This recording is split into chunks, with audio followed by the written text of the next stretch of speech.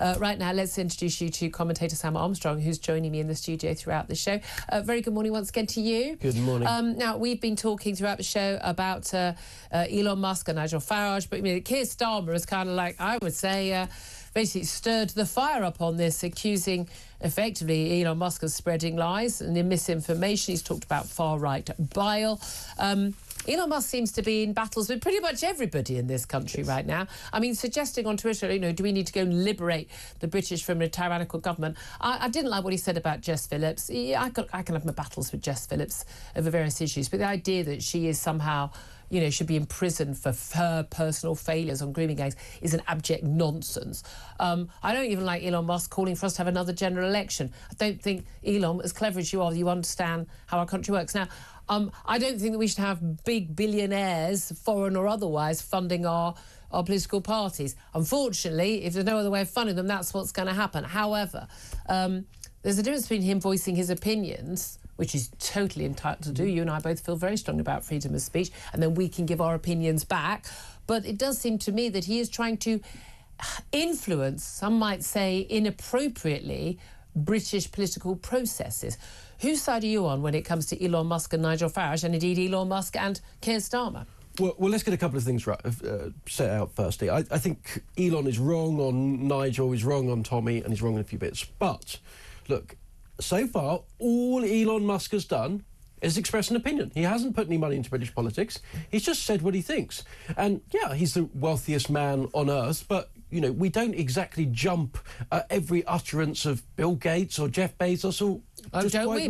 It seems to me Bill Gates had far too much sodding influence in recent years. But what I think this reflects is the fact that there is a massive unresolved sore at the heart of British politics around issues to do with multiculturalism, issues of race, issues of unresolved complexities of living in a multi-ethnic society. And our politicians are studiously ignoring talking about those, talking about immigration. Shouting bigot and racist at anyone who does, people like me. And the moment you do that, you leave this untapped, unresolved, unburnt off energy of resentment, of animosity, of nervousness, of trepidation.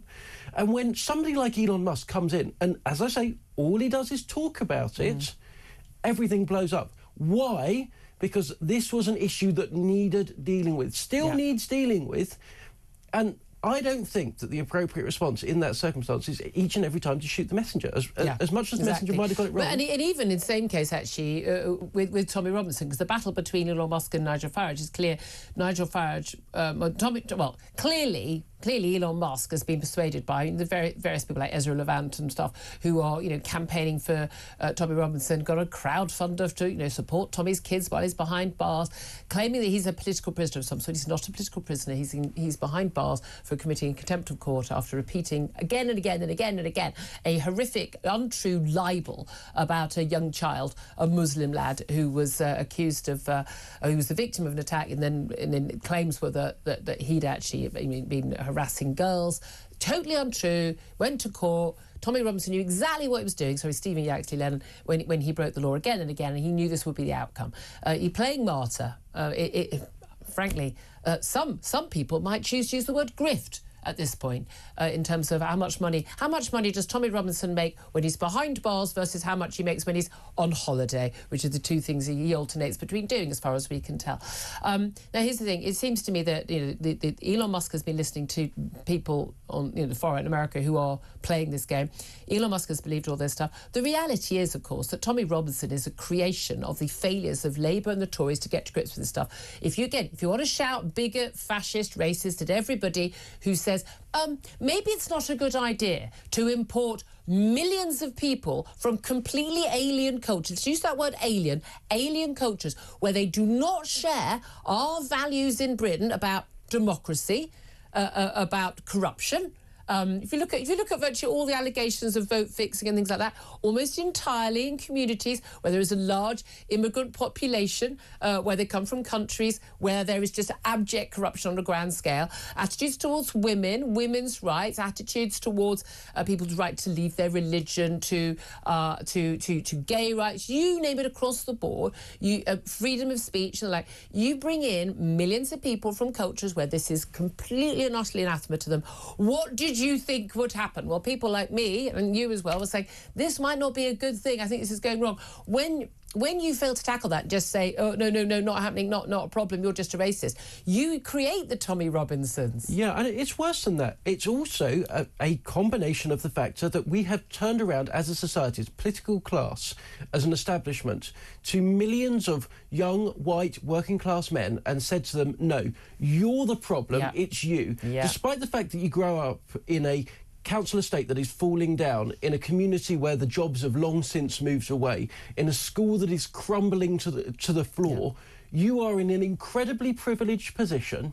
You're at the top of everything. Yeah. And in order to compensate against that, we're going to push you to the back. We're going to say that there is something problematic, quote-unquote problematic, about your whiteness, about your maleness, about the fact that you've got attitudes like being patriotic. Yeah. And these people have had enough, right? They have heard all of their lives that they're the problem, and they have been reacting and thinking, no, I'm not the problem. And is it any surprise that in those circumstances they run to people like Tommy Robinson, who put forward a strong, articulate, ultimately grossly mistaken view of what they are and who they are. But that said, a lot of the stuff, and again, I'm no cheerleader for Stephen Yaxley Lennon, which is his real name, of course, but he was raising a lot of issues which other people weren't, and he was right to do so. And there is a lot of stuff that he has said that is valid and should be listened to, and it gets dismissed because Tommy Robinson did it. There is an element also where other people don't touch some of these subjects because it's associated with him and the English Defence League as was, and the far right, and then you get into those arguments. Now, my thing is, it doesn't matter who says something. It's, is it true and is it valid? That's the crucial thing that we need to get to in this country. And there's no doubt at all, that the Labour Party, the Conservative Party, the Lib Dems, all the major parties abjectly, basically, they basically sacrificed thousands upon thousands of young white working class girls on the altar of multiculturalism and good community relations, as they call it. I don't want good community relations with somebody who is raping a 12-year-old girl. Thank you very much. I don't think that's I think that I want that man to be having very bad community relations behind bars. And as so should everybody of whatever ethnicity, race, or religion. And anyone who doesn't speak up for this, I find it extraordinary. This is the thing, that abject failure needs to be spoken about. Is Elon Musk the right person to do it? Is Tommy Robinson the right person to do it? We spoke to Maggie Oliver, someone who actually gave up her career, lost her job, lost her livelihood to speak up on the issues, actually does proper help. There is an element where Keir Starmer is correct when he talks about people are not interested in victims, they're interested in themselves. They're stirring things up. But he talks about lies and misinformation.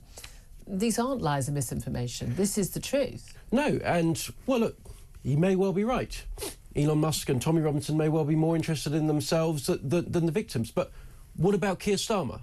What about the rest of the people in the Labour Party government that right now are refusing to hold a full national independent inquiry into what happened?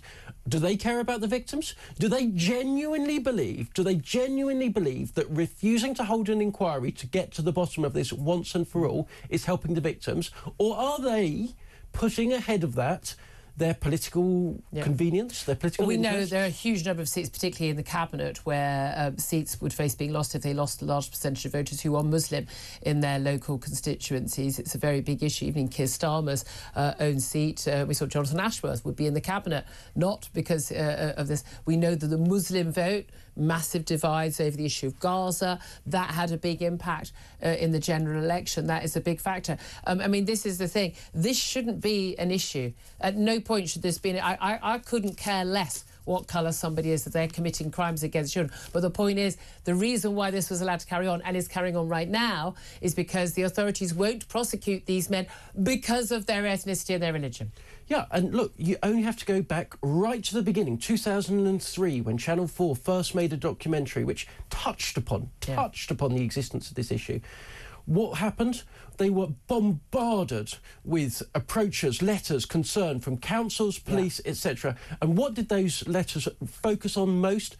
Don't broadcast it before the local elections. Yeah. Labour have known for 2 decades or more that this is the great political liability they have in their absolute heartlands of heartlands, and they have been prepared to brush it under the carpet. Now, look, I'm sure that they say to themselves, look, keep it with the police, it doesn't need to be discussed in public, that's the appropriate way. I'm sure they have justified it to themselves.